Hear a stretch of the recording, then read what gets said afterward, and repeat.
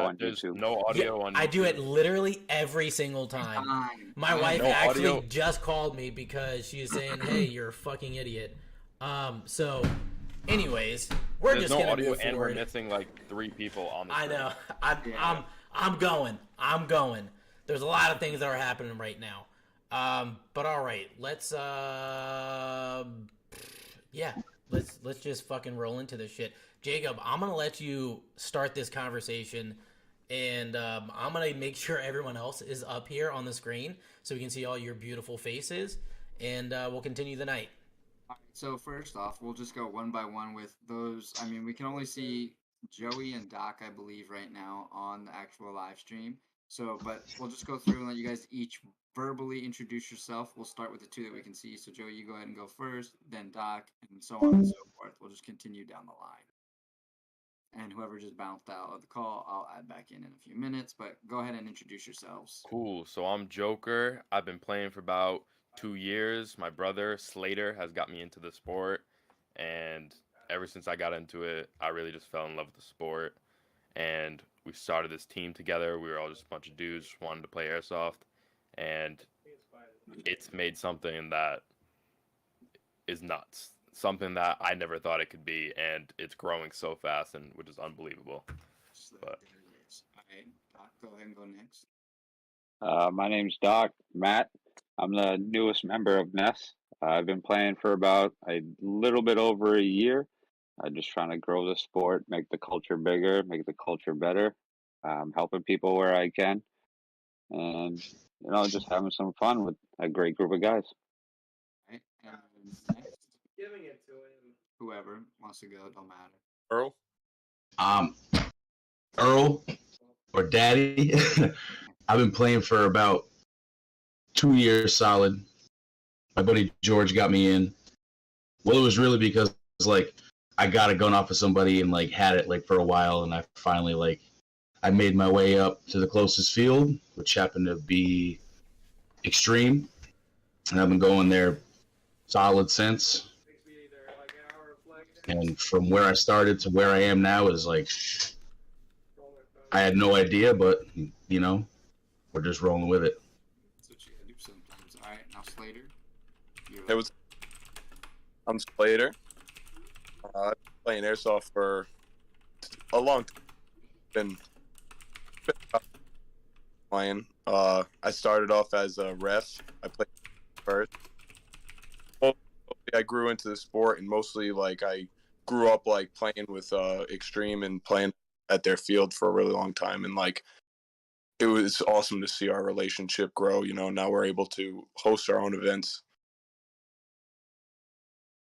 That's what's up. That's what's up. So, as a team, obviously, you guys have noticed the culture and SpeedQB, and I know it's a little hard for it growing in the north, as you guys, I'm sure, have gone through the trials and tribulations of getting people to catch on and not just constantly, the age-old argument, hate on SpeedSofters, whatever. Not to dive into that, but how's that been for you guys up there? I know when I spoke with Lenny and Chuckles, who's also one of the managers, which a lot of people know, that's why I bring up him. They seem very willing to be open to all types of airsoft that encompass everything. So how's that relationship and growing with them been? Has it been a struggle, or has it been pretty easygoing? so I think it was really hard to get to where we were, because we really had to show what we were about when we started growing a relationship with Extreme and trying to be a sponsored team or whatever.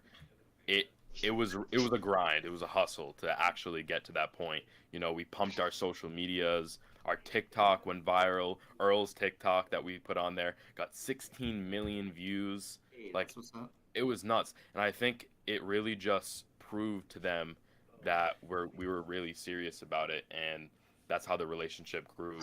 Lenny letting us do all this stuff. Not only that, though, if you look at it as a social media aspect, with a video going that viral, that just shows that there's attention for it and that people want it. It might not be directly in your area, right? But that means there's an audience for it, whether it be on the media side or whether it be on the player base side, wanting to actually dive into it. There's multiple formats in which people are wanting to see this type of gameplay and content. And so like I think that helps immensely as far as getting like a brand or a company or a sponsor on board. It's like, hey, look, people want to see this. We can provide it. Are you willing to help out? I think that in turn helps build that relationship a lot easier. And another thing that Lenny saw was, when we're just playing regular airsoft in the regular field and stuff, Hmm. the parents just sit there. They don't go watch, they don't go do much. But let me tell you, when we had the tournament, Yeah. they're screaming in the parent section up in the crowd. Like they're like you were there for EA Fest. Hmm. It was nuts in there. It literally people couldn't breathe. There were so many people. Yeah, it was Yeah. hot. It was It was hot up in it there. was nuts. So I think Lenny like is seeing that how much hype there is on this sport, and that's why he's jumping on it, letting us do this at least once a month till we get a new field or we get some new stuff going up or whatever. And I think it's Yeah, great.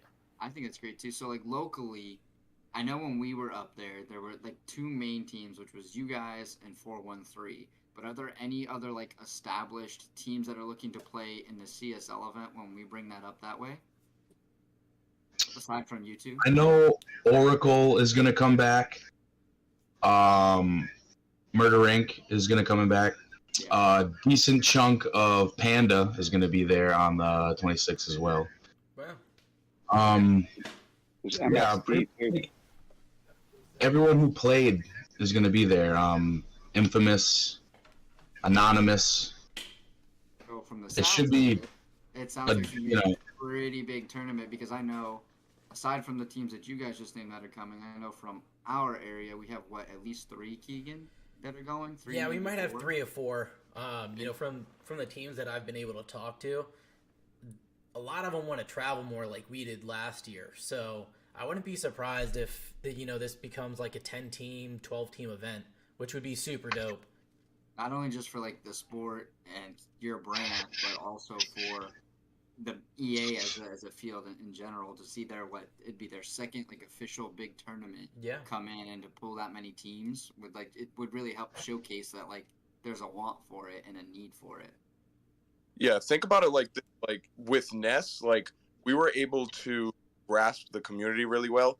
So with what we had from becoming sponsored by Extreme and then to our first event, we collected about 12 teams that day at our first event. So that's a lot of teams, and we could say about several of them were just mainly just like separate players just collecting together and creating a team right there on the spot. Right. But see the community like bring that out and like show up even if they didn't even have a team. That's what we're seeing in New England now is like these players are just willing to like step in the ring right there with them. I think that's a good thing for you guys to continue going forward. So if you're doing that whole once a month thing, right? I think what will be important for you guys as a team and being the spearhead of that. And this is just personal opinion. You guys can disagree or agree with it all you want.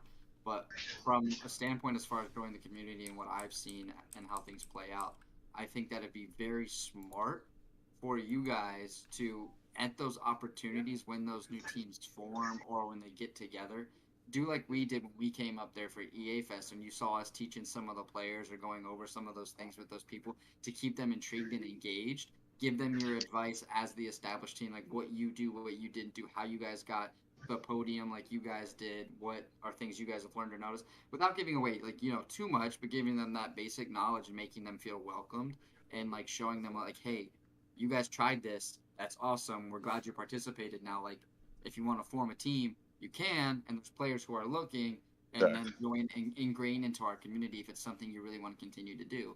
And I think making that once a month occurrence, like, hey, come out, try it, have fun, and don't take it too serious every time, I think will be beneficial for you guys. Like, obviously get your reps and get your practice and do what you gotta do. But if you make it like not as serious and open to anybody who can come play, not just established teams, I think that'll help grow the community. Because we had an event like that and it turned out to be like an 80+ player event, and we actually had to limit the amount of people that we had come because of it, and which really hurt because we wanted to encompass everybody.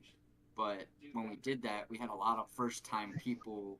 It ended up being like a total of all the first timers made a total of 3 new teams that they got to try out and come play. I think doing that helped expand the sport, just giving people like less rules and regulations, but fun, but kind of see how it's about. And then at the end of the night, like we did at EA Fest, make it really serious. Yeah, absolutely. Like all the floaters that, I mean, we had about what, like 15 or like a dozen kids like who weren't on a team, and they linked up really quick. And there was like a few teams that just came with 4 and they just needed like 1 more. Right. You know, like it.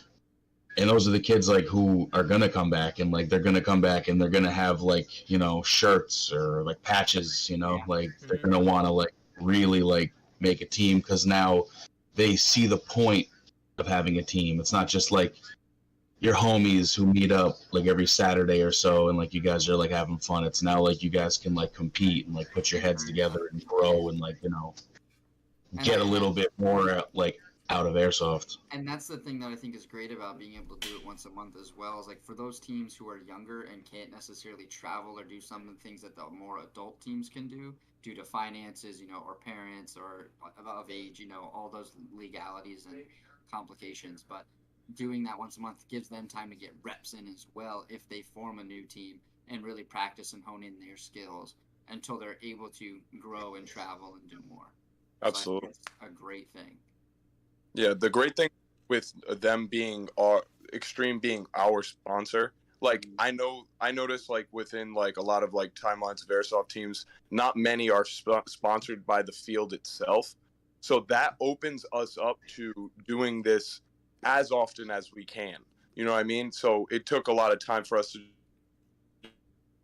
just think about like, you know, what would be the right choice to do it. And like we were really only limited to like the night session, you know, for a second, which because we ended up opening it up for a second session, and that's when like everybody was able to practice out on the field. We had all the young kids in there, people that didn't even know what SpeedSoft was, you know what I mean? And that's what started like this like whole new thing of like, you know, people making new accounts. And now that they have this like, you know, team sense and they get their buddies into it, and that's what I always tell kids. Like all the kids come to me and message, oh hey, what's up guys, like, you know, can we join NESS? Well, I would love for you to join NESS, but I would also love for you to compete against us, because that's just only going to grow you guys as a team too.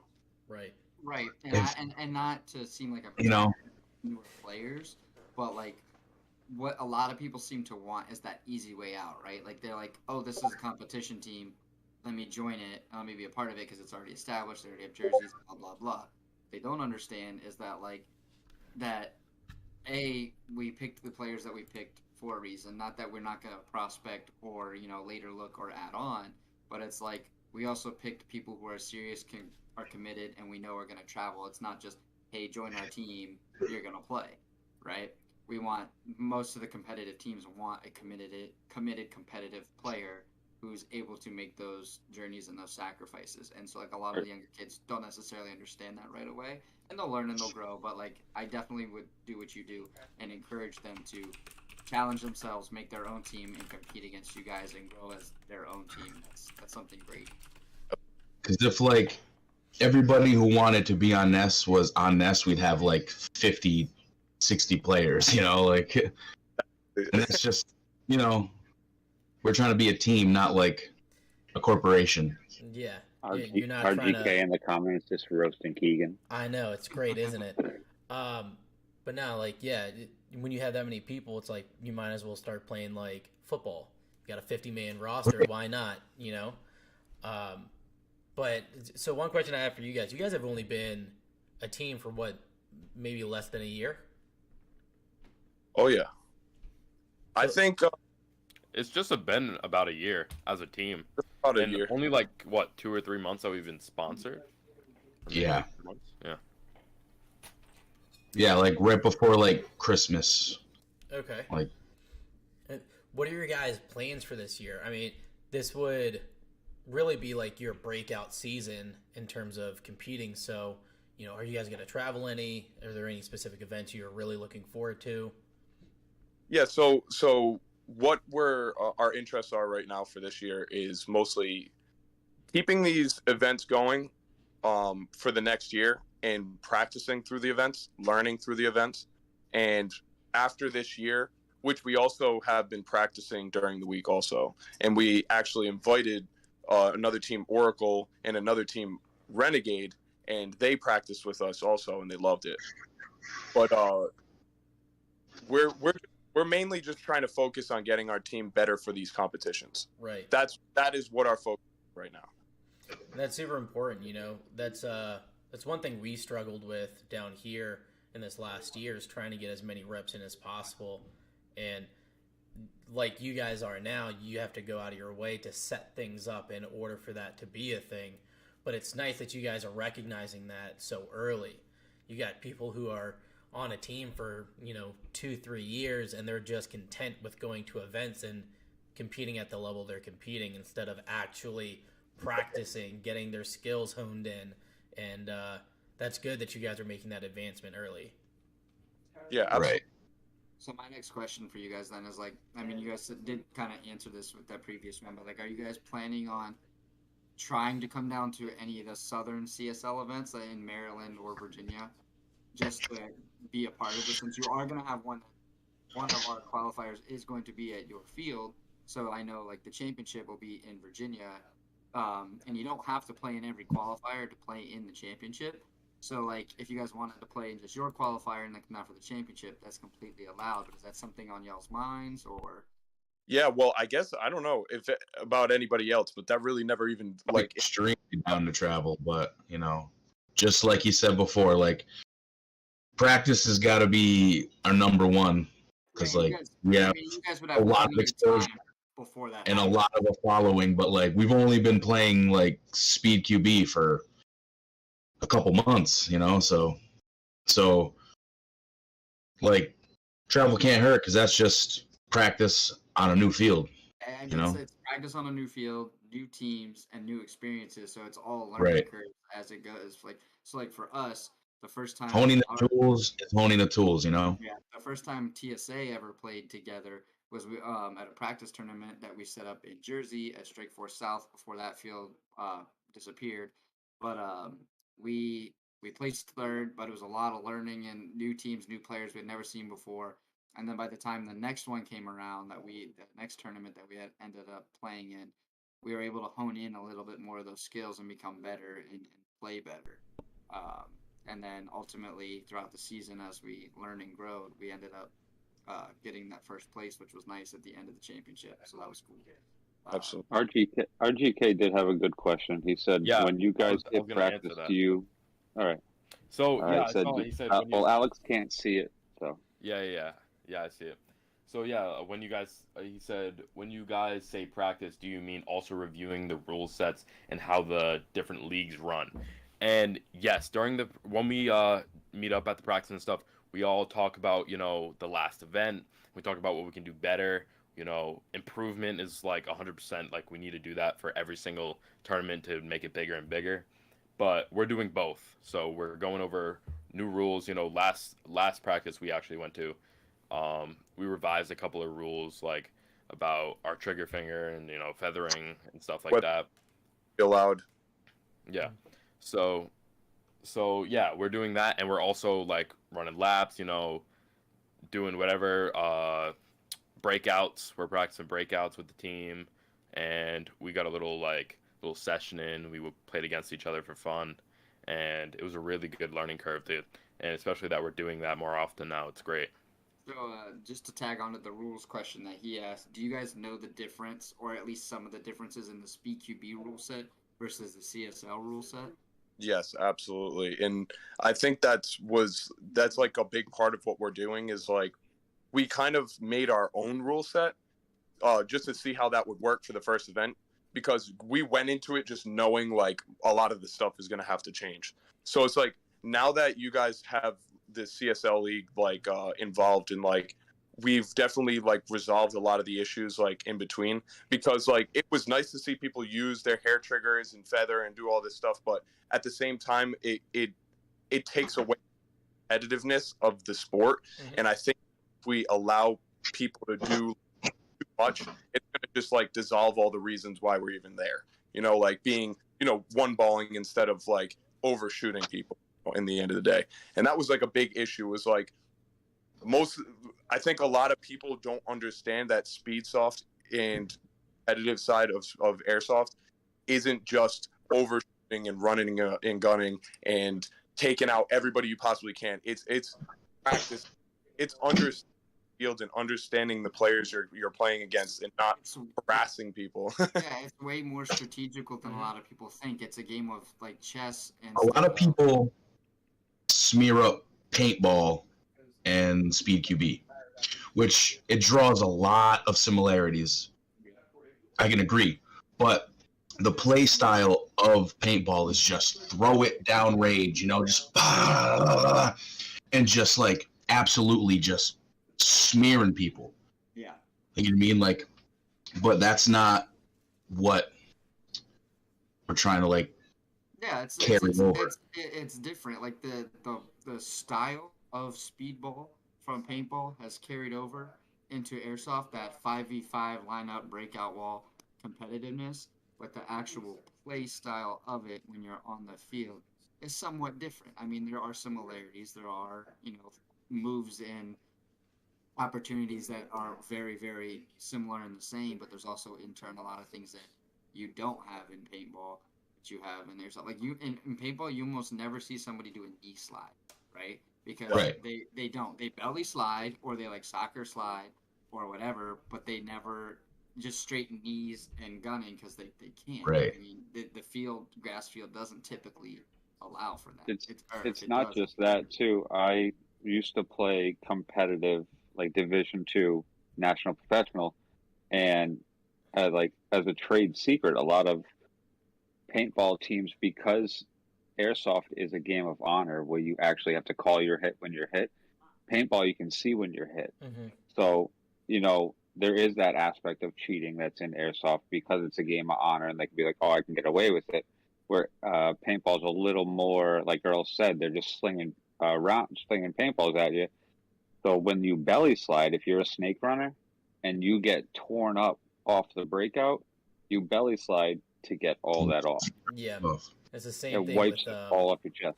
You can wipe rubbing against the bunker as well. Like if you get hit on your hopper. I mean, there's in any aspect of any sport, there will be some degree of cheating.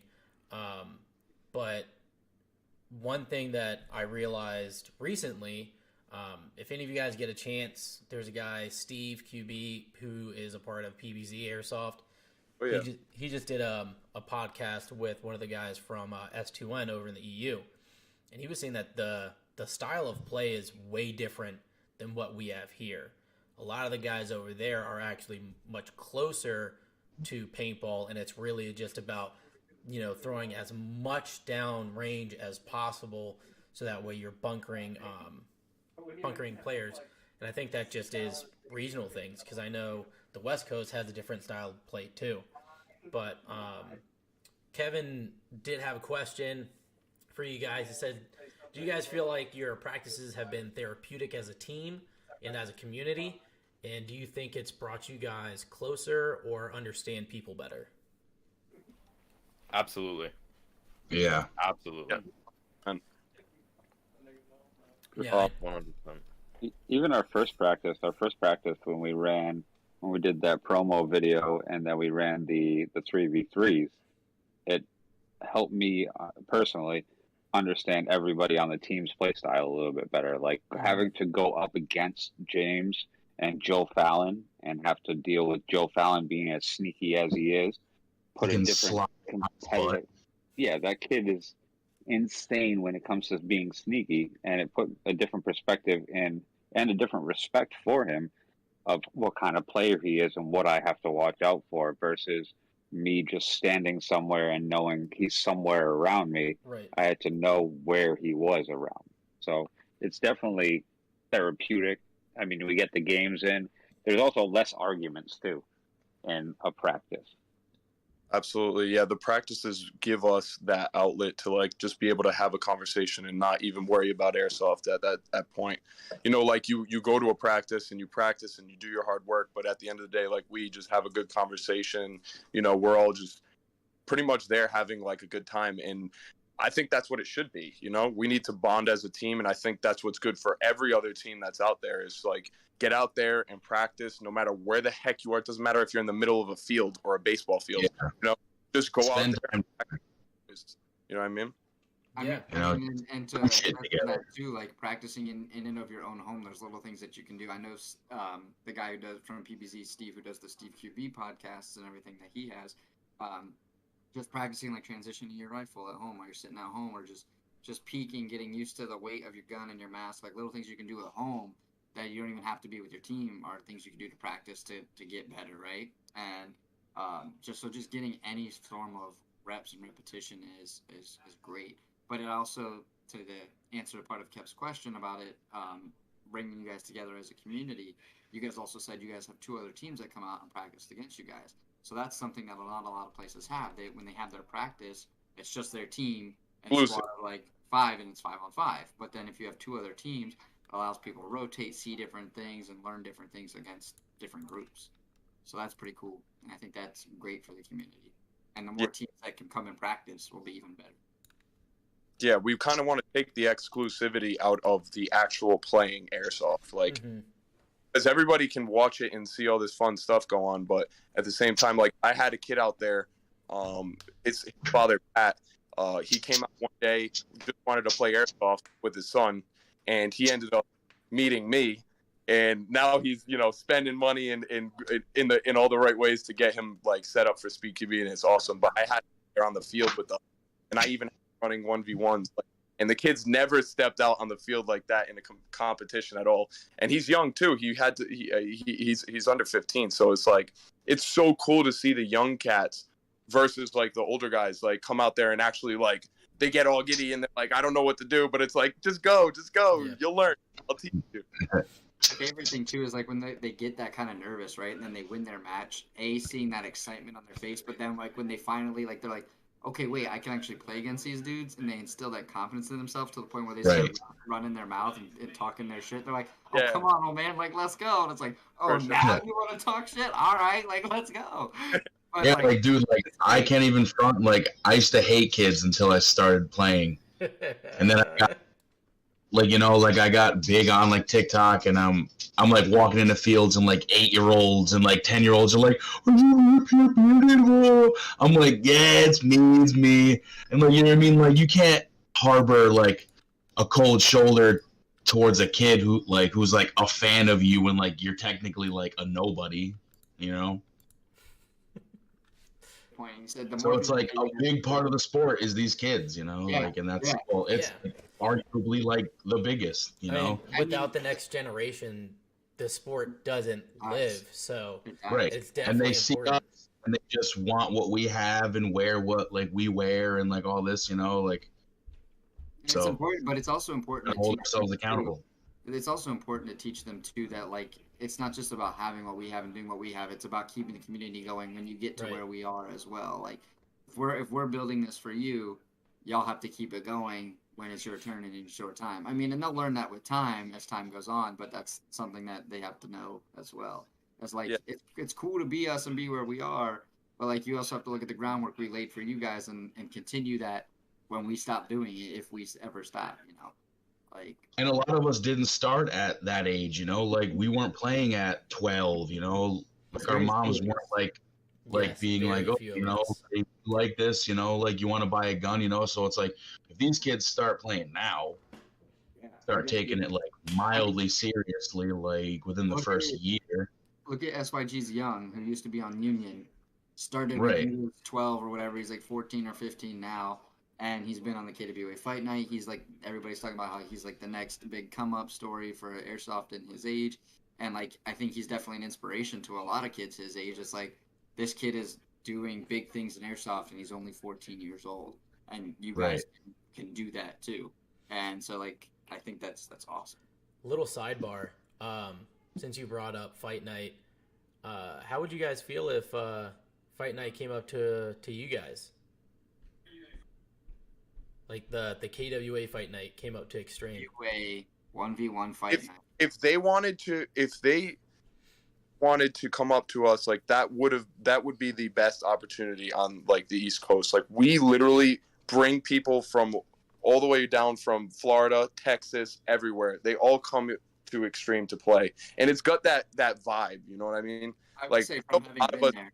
way when we walk to Extreme, it's just has this vibe of like change and like opportunity, and like we're able to like do what we want. So if they were gonna have the opportunity to come up here and do it here, it would be the perfect field and perfect experience for them.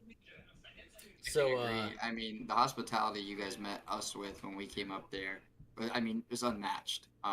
It's fantastic field, fantastic pro shop, fantastic community. The owner and the manager's staffing, everybody there was absolutely fantastic. I don't think we really even had any complaints from our trip, did we, Keegan? no, not really. No. I mean, besides like the traffic getting there, but you know. Yeah. Welcome to New England. Yeah. Yep. So I actually want to give you guys a little bit of inside information, and anyone else that is listening at the moment. You know, I have partnered with KWA. I was with them last year, and we did the Gauntlet as a pilot down here in Maryland and Virginia. We are expanding. Extreme is on the list. I can't tell you a date just yet, but we will be there this summer. Expect big things. Your boy's coming out. So if you got the skills and you want to talk your shit and run your shit and prove yourself as an airsofter one-on-one, you'll be there. And I'll say this too, like this is not the West Coast deal where they had it in one place. This is going to be an entire East Coast division. It won't just be Northeast, it won't be the Mid-Atlantic. The entire East Coast will be fighting for a single championship title. So it's going to have a little bit more clout than what you might think. I'm on us. Yeah, Kaboom. no, That's all right. I've had the information for a little Jeff while. looks super excited. Multiple layers for that event. Yeah. Yeah, it's going to be great. There. So if you guys didn't get to see the East Coast one because, like you said, it didn't air. It wasn't as big as the West Coast one when we first did it. The little trial tribulation that we did down here. I played in it. Our teammate Bert is the one who took first place overall. So congrats to him. Bert's a homie and a hell of a player. And all the players who competed and came out and actually played in it were from all walks of airsoft. I mean, a couple like Milsimmer dudes compete in it. We had SpeedSofters. We had some rec players. We even had a kid who was like 12 years old who gave it his all and he tried. I mean, it beat him up. He like beat himself up hard over it when he didn't do well. But, you know, he gave it. He came in and he tried, and that's all we ever ask. And so that if you think you can compete and you can do it, you'll be there. It's all about that energy. For sure. But yeah, enough about that. So I'm going to dive in a little bit more to you guys. I got to watch the podcast with you, Slater. I can't remember the name of it. Help me out if you got it off the top of your head. Yeah, this podcast. That's with one of my buddies from my hometown. Yeah. I got to watch. I don't know. It was long. I watched the majority of it. You guys had some good. So I rewatched it like a couple times, and it really started getting dark. And again, like there's a super discretion on that with his podcast because he loves to do that to people. He loves delving into like the dark side of like the universe, I guess. Right. And it's really it brings a really funny aspect, especially to see like me and my friend Brett. Like Brett's never met him, and we had like a really good conversation. And I think it went the right way for the first like few 30 minutes 40 minutes of what like I needed to get out there into the world, and it was really cool. So I brought that up because I got a little bit of back information for you guys and how you guys met, but I'm curious how everyone else got picked up on the team and if there's like a special story or who's just like, yo, you want to play? Well, I feel like Nate and Joe were just like the homies who were like always there. Like they would help out, like they'd always be, like if we're there, then they're there. And obviously the talent was noticed as well. So like they were kind of like a no-brainer. So the main people that we started with was Earl, me, James, Brett, Matt, and I think that's it, and Joey. and we literally all met at Extreme. Joey's my brother. I started playing again. I airsoft like about a year and a half ago. 2 years ago, I started playing airsoft again. I got out of the sport. I didn't really have the money to do it, and okay, you know, I played for a long time in my life. Like I played as a kid. It was really a lot of my life. Like most of my friends growing up all played airsoft also. So it was cool that like I started seeing Joey like grow a little bit, and he wanted to get into a team sport, but not necessarily at school. Right. And that I was like, you know, maybe I'm going to give you this opportunity, and like you can just come out with me. And I bought a gun. That's what I did. I bought a gun so that he could play. So in the end, like it brought us all together. Like just me, like me and Joey going to airsoft, going to the different fields. Like we have blessed like fields. Like we're all indoor. We got one in Lincoln. You know, they're all within 30 minutes of each other, so it's really cool. We got like 3 or 4 fields here in Rhode Island. So traveling to Extreme always ends up being like the move, and like that's where we met Earl. That's where all of our relationships started to like begin, was at Extreme. Like, you know, like we really didn't choose the people chose like the team, and that's where like we were like, all right, we're a team now. We should get sponsored. We should start something with this, because like we know what we're capable of and like what it can grow into. Nice. Like that. Another question: Where does everybody play? Like, what's your position per se? I play X. I play tower, just on back left or whatever. Yeah, I play tower and I get up as far as I can. I'm all over. Like you can see the fight night videos from Extreme. I went from mostly mid to crab walking in the big snake. So that's okay. It's whatever. Keep playing the positions. That's what we want. And Joe's usually on snake, and he's nuts. He's sliding. He got them like crazy knees, and he's popping out. And I love to see him do that. It's fun. You can go into like compact mode, just like he squares up like a box. But he's this big, dog. Like. Goes. And how long have you guys been playing individually? Most of them said this earlier, but it's like 1 to 2 years for most of you. Yeah, like not even 2 whole years. Like for me, like I played a little bit of like paintball, like probably like 4 or 5 years of paintball, but yeah. I've been playing airsoft for probably like, I don't even know, since 2013 is when I started. This is off topic, but you know, random guy Kev's over here chatting it up in the chat. But he is first of all, he wanted to state that we have gauntlet highlight videos online. If you guys haven't seen them, you can go look at those. They're on the CSL page, and I believe RGK's page as well. Also, he said his position is in the kitchen because he likes food. But what he really meant to say is that he's Coach Kev, because he coached us at EAFest, and yeah, so he's Coach Kev. Oh. Hey, Kev's got to talk to Nick about that, because Nick's been he's been running laps with us out on the field. So Kev, if you want to be our coach, you can coach Kev and run on the field with us. I'll tell you what, I read that comment as I was drinking water and I almost spit it out. It's like, Jesus Christ. I love Kevin. He's a cool dude. I would like to see him on the field at some point, but I don't know if that'll ever happen. I don't know. But maybe if we encourage him. If we all post it on Instagram and be really annoying, maybe, just maybe. Let's start like a cult against him. Just be like... videos of me screaming for days on end. Oh, it's never... day 365 of trying to get Kev to play airsoft. So just hashtag will Kev play. Yeah. I'm going to post comments, and they're only going to be how people want them to. Coach, play or go away. Jesus. So when we came up to EA Fest, we all got on Instagram. Was like, hey, if you guys need a coach, or if you need a sponsor, hit up Random Guy Kev. And it was like 3 or 4 of us that put it up on our stories. And we saw him the next day, and he was like, yo, I keep getting messages about sponsorships and coaching. It was so fucking funny.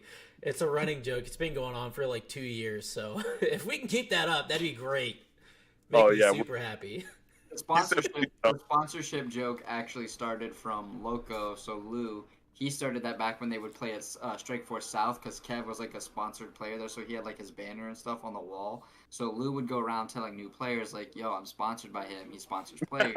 Like, you should ask him." And so then like Kev would always get like DMs and messages from those guys like saying like, "Hey, will you sponsor me?" He's like, "I don't sponsor players." Like, oh my god, that's great.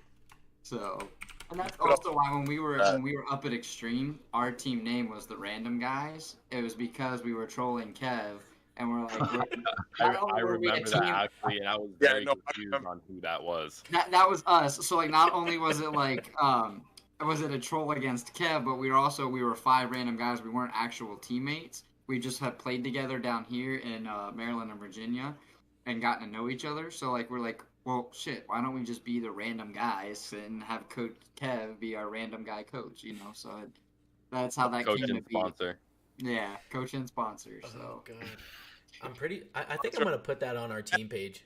Sponsor. Keegan, you know what we should do? We should get an iron-on patch and iron it on our new jerseys. Yes, RGK that'd be great. We're just going to put it in all of our Instagram bios. We're just going to be like, sponsored by Coach We're going Kev. to top it into videos. Yeah. At the end of the video, just have a full 30-second promo of just big shout out to our to our number one sponsor. I'm gonna make a new flyer, and I'm gonna send it to everybody, so that way you videos can make of RTK waking up and choosing violence. He's gonna hate all of us so much. Oh my god! I swear that is a life motto right there.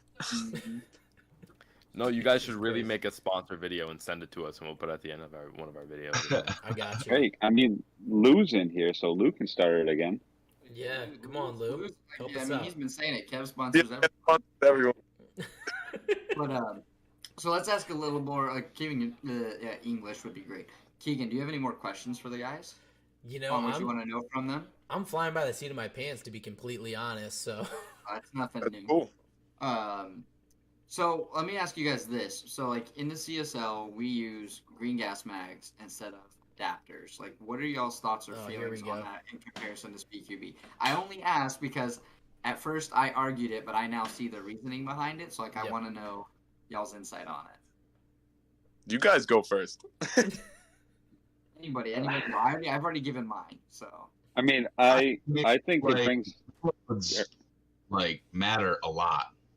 You know what I mean? Like, and it's not just like an EPM where like you can just like sling your mag out and just smack it off the floor. You know what I mean? Like, you drop a green gas mag might not work the next time you know what I mean? So like, you definitely got to take that into a factor. But a pistol just like makes you so small and like maneuverable. So it's like being able to slap a 250 round mag on it. You know what I mean? Like, it's not an advantage because like a rifle is gonna put out a lot more, but I think I mean it has its element of skill.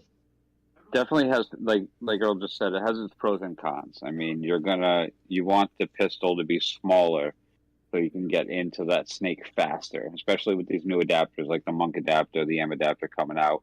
You can get smaller and shoulder that pistol. However, the green gas does add a bit of a competitive edge. There's just more error that can be done, like you were talking about like last night, I think it was, about green gas mags in 7-degree weather. Yeah. I mean, it gets cold up here, but extreme's not always that cold, and you're limited to, green gas, but then you also have a lot of failure with green gas. Those fill ports are always prone to leaking. I fixed countless amounts of mags and tossed a bunch of them. The whole entire mag. Yeah, I mean, it does that. Like Lou ran green gas at fight night, and he was running fine. But then some guys ran those mags, so it's got pros and cons. I mean, you're not going to be slinging that many BBs with a pistol unless you're TJ in the back corner with a Glock. So let me rephrase the question then a little bit. In a competitive sense, do you prefer mag adapters or prefer no mag adapters or pistol players? Like, are you for it or against? Here, I think we're for it. I think it's definitely got the edge over the sport in New England for sure. It's hard to describe like a way. Like there's always been this controversy, and like here with green gas, like again, everybody has this problem if you have cold weather, and just said like your mags are prone to failing. But at the same time, I think that if you can create a rule on like allowing only the tower players and back players to have a certain gun and only the two running gun players to be running a pistol, like I think that would change the advantage of like not having, a mag adapter. So it's like you can look at it from both ways. I think a mag adapter is necessary for the style of airsoft play that we're playing here. So I will say that Keegan dives into it. Oh yeah, I mean, I'll wait. It's okay. All right. So I originally, when Keegan told us that rule, argued against it, right? I use mag adapter, but I also use green gas. I go both ways. And I prefer green gas, but at the time when I was doing that, I was like, before Keegan gave that rule, I was like, if I'm going up against somebody who has a mag adapter and I don't, yeah, it's more of a challenge, and I'll feel a lot better if I get that player out. I'm like, yeah, I got the better skill. Like, you can sit there and throw 200 BBs at me, but if I go, bam, snapshot you, you're out.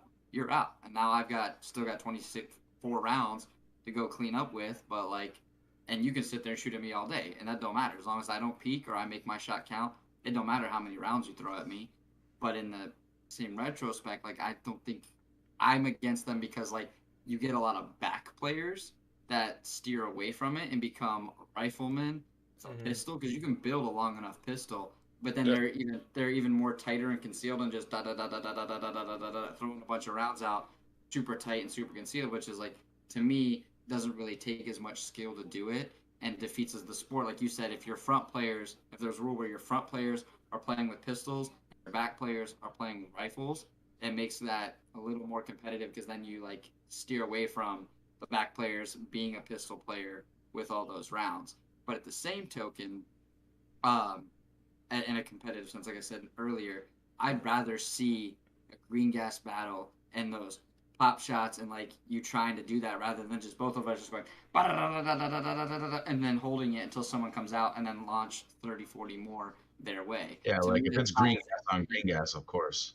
Yeah, like to me that's not as entertaining. If I'm like, I'm looking at it from not only just as a competitor and what takes more skill, but as an entertainment value too. Like, think about it, if you were sitting on the sideline watching that, what's more entertaining? 2 people throwing 100 rounds at each other and missing and never hitting each other, or 2 guys who are intently like waiting, knowing the other one's there and have to make their shot and their move count?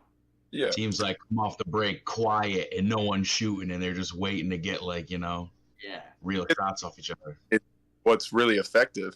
And it's like also with the green gas mags, like it takes a skilled player to use a pistol with green gas mags. So it's like, I don't think right off the bat, like, go out and buy a mag adapter and all this stuff. I always tell people to learn off of the basic guns that you have available. You know what I mean? Because that's how you grasp all the different aspects, of playing a tower player or playing a pistol player or whatever.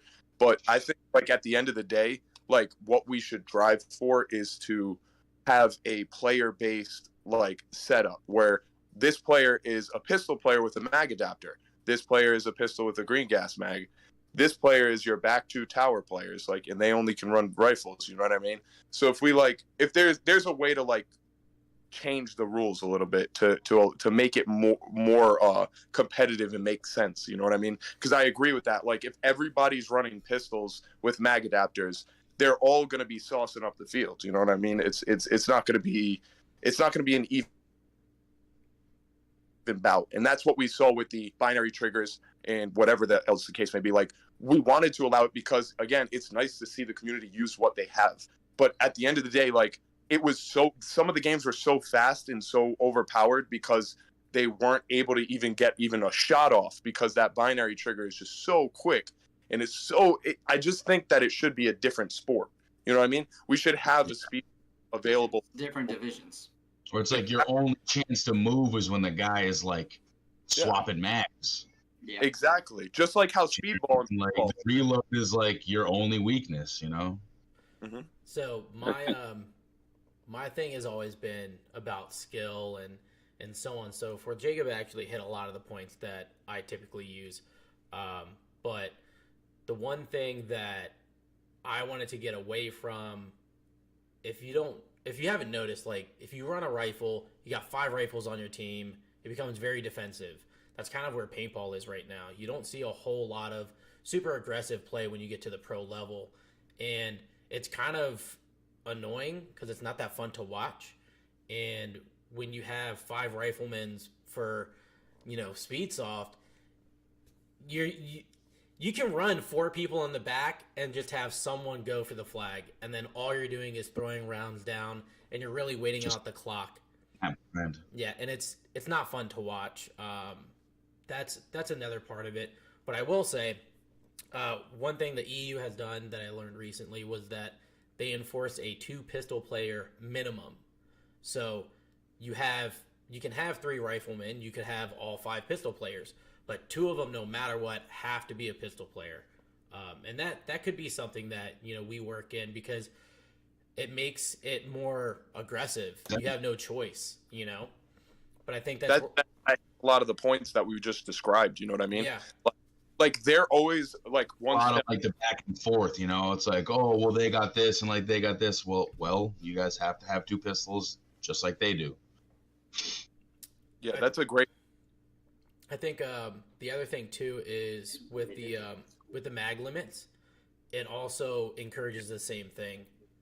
It's like if everyone's running, I personally, when we went to Nashville, I ran 7 or 8 mags, and they were all EPMs. So it's like I had a fuck ton of ammo on me. I was never running out. I rarely had to go to the side to get more mags. I was chilling, but you change the whole thing once you start to implement the mag limits as well, or how SpeedQB does it is the round limit. One thing someone had brought up too was if you have the mag adapters, right, and you have this mag limit or round limit, it really doesn't matter, because if you're a pistol player, you have your adapter, you're only going to use 1, maybe 2 mags, and then the rest of them you can toss back to a teammate. So it kind of like eliminates the rule as a whole, because you can still run all 4 of your mags, and then the pistol player is like, I don't need these 2 here. Doesn't really matter. But either way, it's nice to hear your guys' perspective, because it opens up a different conversation for how we can change rules and make a couple of adaptations for next year. So thank you for that. I appreciate it. Like Earl said about the reloading being the weakness, I think he's 100% correct with when reloading with green gas mags is a weakness, but also a strength. Like, it makes a better skilled player, because that's the only thing that allowed me to get a drop on Lou on that one run. That's the only thing, was Lou was mid reload. If you look at the video, and that, it does add definitely a competitive edge, and it makes it fun. A shot or 2, and your green gas runs out, and now what? You got to reload in the middle of not under even like you're under the most stress possible, because you're in 5 seconds into a match and your gun's not shooting. Actually, I don't know Yeah, that. you have a mag that's like in your pouch and it's slowly leaking the whole time, and you don't even know it until you go to throw it in. It's like you're like, what? Actually, speaking of which, as the green gas player, and when I played up there at EA during the EA Fest, I had a moment where my nozzle got stuck and my whole slide wouldn't move. And I actually went center this game, which I normally go snake, but I was like, all right, screw it, I'll go center. I ended up being the last one alive, and I was so focused on fixing my nozzle. Yeah, that's. I noticed the guy above me grab the flag, and everyone else around me, they're watching, they saw it, and we're the last 2. But like, he happened to be a younger player, so he didn't have as much knowledge. So when he came around the bunker, it was just as I fixed it and slapped the mag in, dropped the slide, looked up, he walked right by me, and went, oh, bam, hit him, and then like he had to drop the flag, and I stood up, and everyone was like, And I was like, yeah, my gun was broken that entire time, which is why you guys didn't see me shoot him or do anything earlier. I just got lucky Yeah. that I fixed it right as he walked by me. But I had a it's like, similar round like that at our first event. but I like it. I like I reloading slided with jam, mag better than. but I had the mag adapter too. And like I ran up on a kid and I safetied him, which you know, it doesn't count, but he called it. So it's like, Yeah.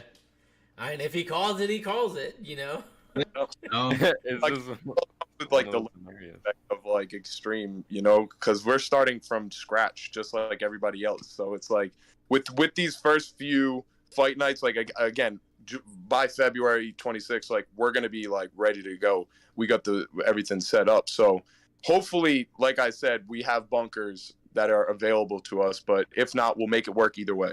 You know, we always do. We always make it work. That's the cool thing about it. We're accustomed to that. Like I told you guys earlier, we know how that goes.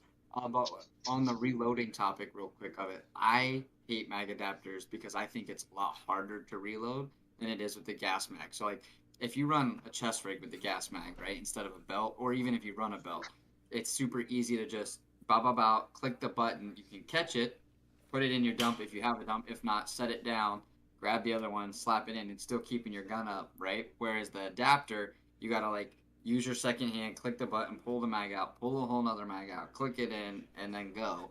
And Have it's you- like a little bit more. there's even times where sometimes I don't hit like the mag release button.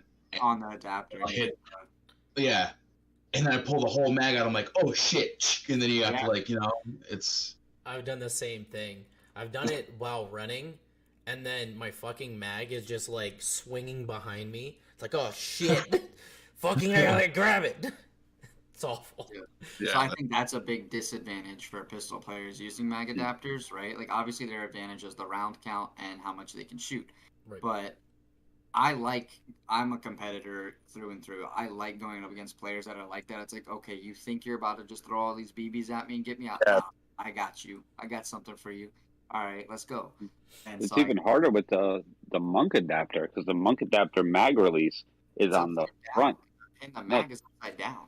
Yeah, the mag's upside down and the button's on the front. And I was just telling Alex, mine broke somehow, the mag release. Mhm. So in order to replace that part, I contacted Monk, and Monk's like, yeah, we have the replacement part on our Dutch site. So now I have to pay $35 for shipping on an $11 part. All right, so here's a question. They're This is- about to be US based. They're working on that, so Yeah. that'll be nice when You they are. crawling through a hole? Yes, I was. He's literally crawling through. He has a witch hole, like a witch door in his house. Ready? They're living in like an older It's like a house. little- No. He's bending down right now, too. That's Mr. Thomas. Holy cow! You got that secret passage.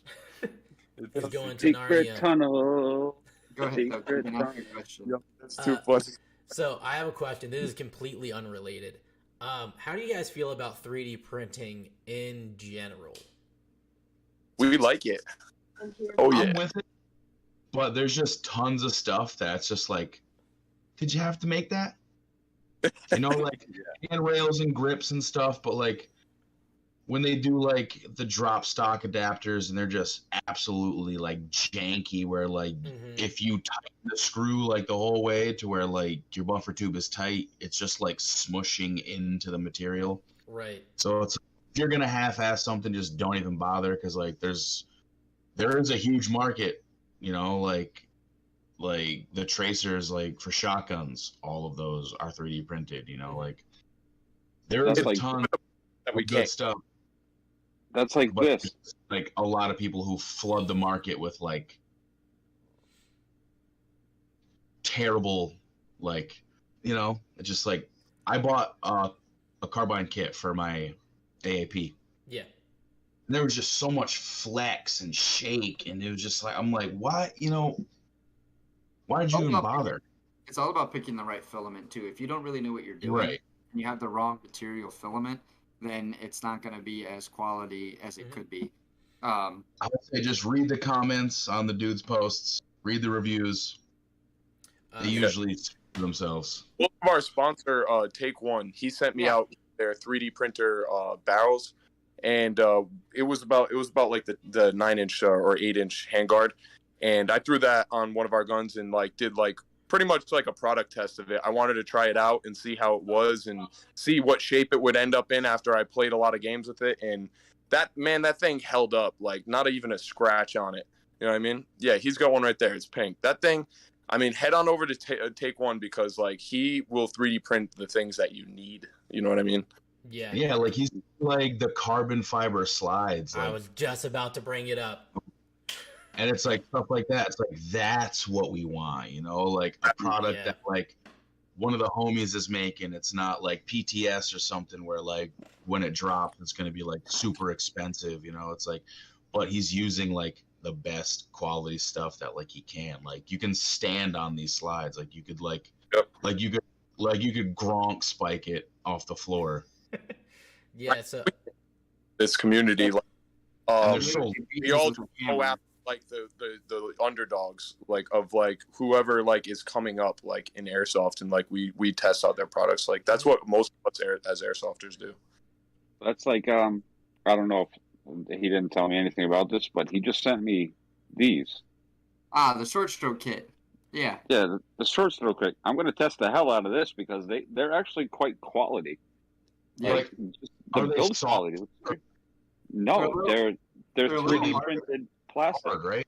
Yeah, they're not like super hard, but they're not soft like the rubber, but they're not hard. Some of the short stroke like that I've had, like they're too soft, and like some of them will like kind of like unstack, and then they'll get pinched like in your slide.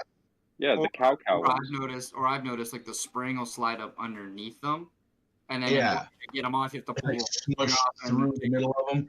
That was a sus move, but sorry. I'm so excited to try these out. Like I'm gonna try these. I just don't know what I'm gonna put them on. But I'll take the buffers off my gun just to try these out.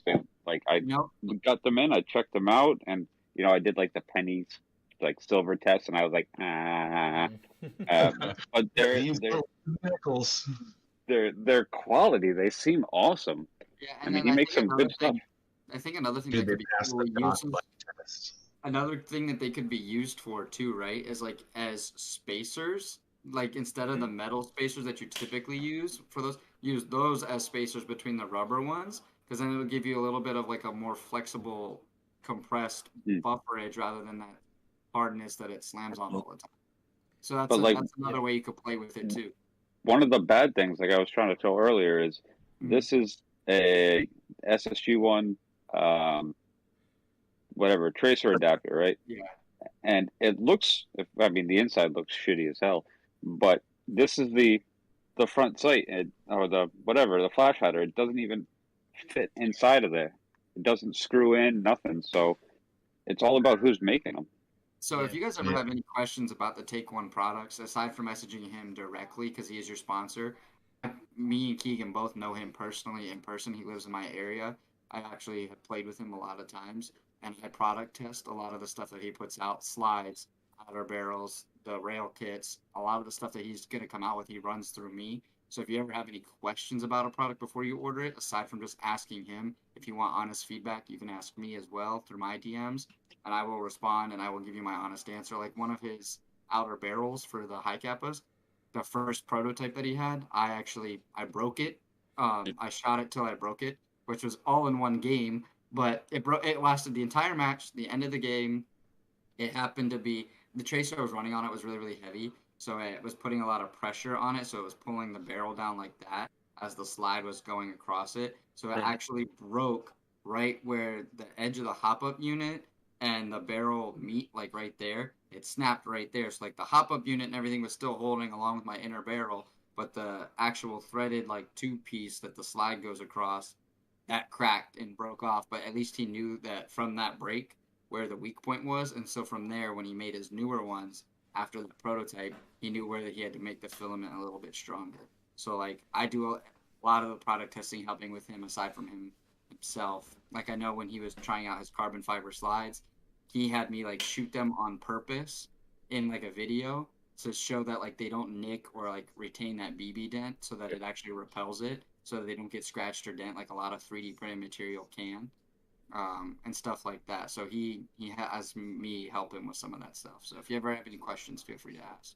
Yeah, thank you. That's awesome, and it's great for our team to like have somebody like you, who's closer to our sponsor than we are. You know what I mean? Yeah, Yeah. because he literally lives like 10 minutes from me, so like I can That's meet it. cool. Yeah, and so anything I ever need, which is a great thing to have for him as a sponsor, is he's like drops it off at the field. He's like, "Yep, it's there. Go get it." Like, all right, cool, thanks. All right. We've been out here for about an hour. I try to keep these things close to an hour. I do appreciate you guys coming on. Before we close out, I said this at the beginning, and I'm gonna say it again because none of y'all heard it. There are a bunch of events happening. Just to name a few, these wonderful gentlemen in here are hosting an event on February 26th at Extreme Airsoft called Fight Night. Be out there. You might see a couple familiar faces. And then on February 12th, if any of you guys are in the area down near us, we are going to be hosting a practice event at Valhalla Airsoft.